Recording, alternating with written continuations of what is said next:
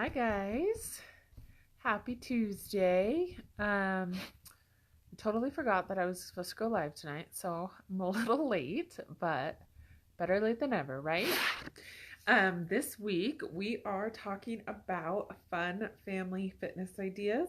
So I did a blog post about it, and I've been sharing some different fun ideas and stuff in our mamahood community group. So if you're not in there, you definitely need to be. It's a private group, and we share lots of different things in there. So usually there's a topic of the week, and when we share recipe ideas, we like finds. If you find a good healthy product, like we've had people sharing about things they found at Costco and stuff. Just a cool group to get together, bounce ideas off each other, that kind of thing. So it's a really fun community group. So basically wanted to talk about fun family fitness because right now we have such a huge obesity epidemic in our country, right? So not only are adults heavier than ever, our children are actually more obese than ever. And there is a statistic that says that for the first time ever, we as parents are predicted to outlive our children because our children are just so unhealthy.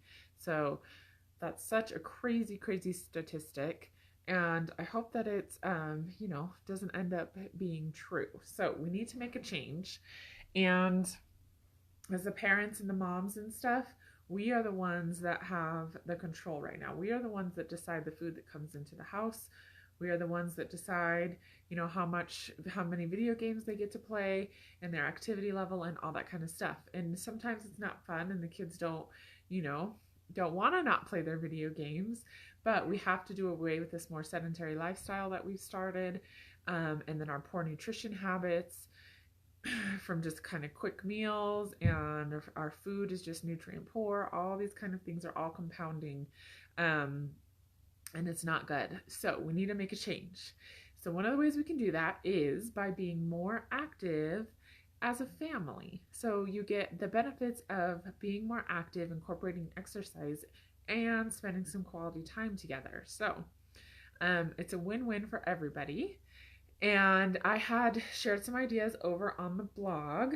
But if you hop on, say hi. And if you're watching the replay, let me know, put a hashtag replay.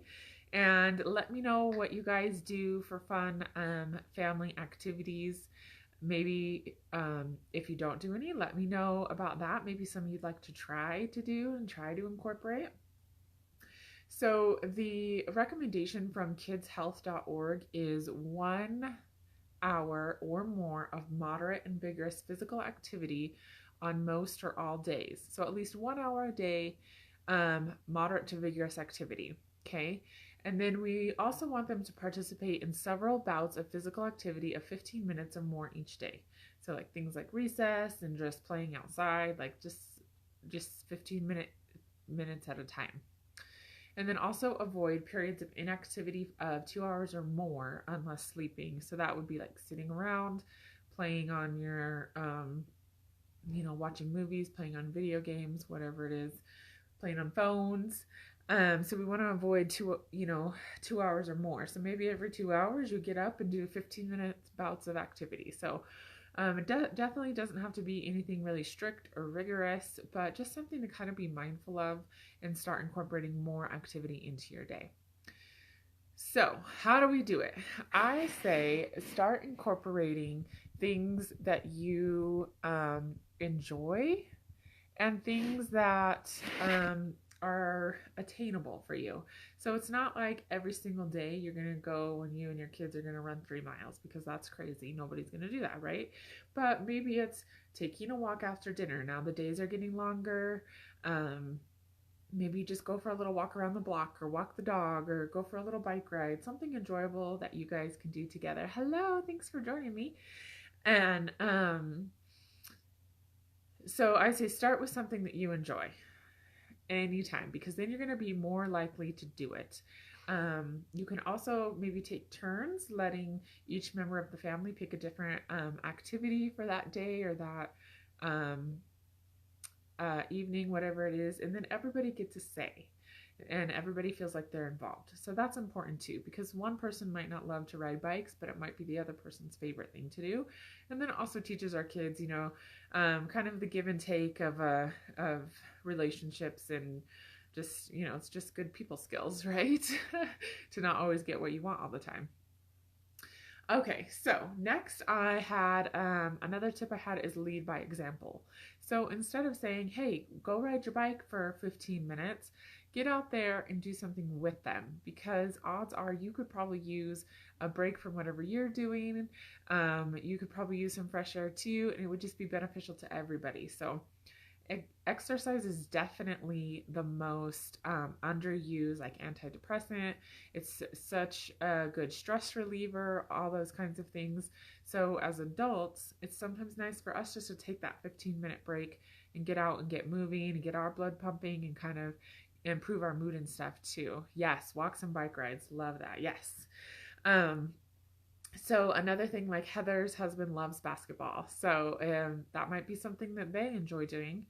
Um, we don't play basketball in my house, but we totally should. So maybe that is something that we should add to our list, because we have a basketball hoop now. So, all right. So yeah, we talked about leading by example, making it something that you're passionate about or something that you enjoy, and then just fit it in where you can. Like I said, it doesn't have to be anything structured or super rigorous. If you have an extra 10 minutes, then say, hey, let's go throw the ball out back for 10 minutes while the chicken is barbecuing or whatever. If I were to do that, I would burn the chicken because I would forget it was on the barbecue. So set a timer and then go throw the ball around with your kids. And then, of course, make it fun. I think anything, especially when kids are involved, it has to be fun. And you don't want it to be like a chore, right? And you don't want to talk about it like it's a chore. Like, oh, we need to go exercise because mom has a big butt, right? That's like a pretty common thing that I would hear people say.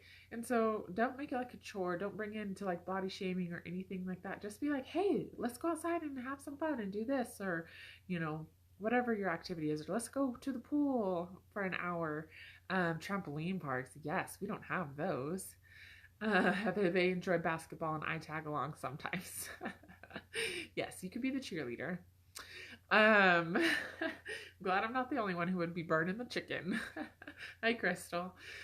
So, now I forgot what I was saying. But, oh yeah, don't make it a negative thing. Just make it really positive, fun. And even if you don't necessarily love to be out there getting active, they're going to go based off what your mood is. So if it's a chore for you and you make it a negative thing, then they're going to think of exercise and fitness as a chore and a negative thing. And we definitely don't want that, because it really can be fun, for an enjoyable thing for everybody to do. You just have to find what you enjoy. So another good thing is that you can make a day of it. So try and squeeze in little bits of activities here and there where you can. But if you don't have time, you're not going to have a lot of time most of the time. So maybe plan it into your schedule once a month or once a week, or however it works best for your family and your schedule. Plan it into, make a family date day out of it. Go bowling, go swimming, go skiing, sledding, I love in the summer, it's so fun to go like out on the water and be towed around on the tubes and stuff. And that is a good workout. So stuff like that, just try and get creative, think outside the box. Of course, Pinterest is a great tool to help jog your memory and get those creative juices flowing. And then ask your family members, ask your kids, hey, is there something that you'd really enjoy to do today? And again, maybe each kid gets to pick an activity each month or something like that, and then mom gets to pick one month and dad gets to pick one month, and then we're all incorporating the family's passions. And I just think, I definitely want to incorporate in this to my family. We don't currently do this, But like, how fun that you get to see and be a part of one of your people that you love the most. You get to be a part of their favorite activity, right? Um, Crystal, splitting, stacking wood, pulling a few weeds. That's what you and Jim do for fun. um, and Corey's family has always played volleyball together. Yes, that's so good. I love that. Yeah, Crystal. Ooh, you guys are real fun havers over there at that house. All right, so I wanted to just show you too. I had shared some links in the blog with some different like just ways to make it fun, but I like some of the props that I have, like just these little cones. They're pretty inexpensive. I just ordered them on Amazon, but especially with little ones, it's a lot easier if you're playing a game or something that needs directions. You could say, hey, go run to the purple cone or the blue cone or whatever, and then it makes it a lot easier instead of being, especially like I use these for t-ball, because then you could say, instead of saying run to first base, and little kids aren't going to understand that, you could put a purple cone on it and say, hey, run to the purple cone. As soon as you hit the ball, run to the purple cone, right? So just remembering to simplify things, make it fun, and of course the colors just make it cheerful and fun too, and incorporating these little fun props anytime you can. Another thing is, like, I've got these little jump ropes. They were like $1 at Walmart, so jump ropes are always interesting. I spend more time getting untangled from the jump rope than actually jump roping, and then my son usually turns it into some kind of a weapon. But I'm sure some families would do just fine with jump ropes. Playing soccer is always fun. Yes, Courtney, my daughter is just loves soccer, so I'm trying to learn. And sledding, Crystal, yes, sledding is super fun and such a good workout. And then I have these little poly circles that I got off of Amazon, kind of the same thing as the cones. You could lay them out. Kids like to hop across them. Kids love the little props, and they're all in the fun colors. So those are fun. I had used these little scarves. Kids love these. You could do all kinds of things. You could tuck them into your belt loop. Each person gets a color, and there's like 2 or 3 of each color, and you play like capture the flag or whatever that is. We have to chase each other and pull their flags off, like, so you could get creative with these. I also have these dice, which I had been using for a preschool class, but you could use them for a workout if you wanted to. If I can get it out. So like this one says jumping jacks. I just printed these off and stuck them in. They have like little windows, so you could do anything. I'll show you some ideas. Mountain climbers, abs, burpees. Anyways, so everybody takes a turn throwing the die, and then you do whatever comes up, and you just kind of build your own workout, and that's really fun. Everybody loves throwing the die. Henley loves my cones. She stopped breastfeeding so she could watch. Yes, kids love the cones and the circles. They're just so drawn to them, and it does make it fun and colorful. Another one is this die has numbers on it. So you would do, roll this die, and you have to do 6, and then roll this die, whatever comes up. What is that? Jumping jacks. So 6 jumping jacks, and then that's your move. You all do the move, and then the next person gets to roll, and then you all do the move, and the next person rolls, and it's fun. Kind of a fun way to mix it up. You could also have a printout. There's some Pinterest work things that have like a number associated with the move. You could roll the dice and then find the number on your little list. These are like in here. This one I just made like a dice or a die. And then this one is kind of fun. This one I used with my preschoolers for their warm-up activity. Crab. So we would do like crab walks if they rolled this one. Hop like a bunny rabbit. Walk tall like a giraffe, so we would get on our tippy toes and try and make your neck super long.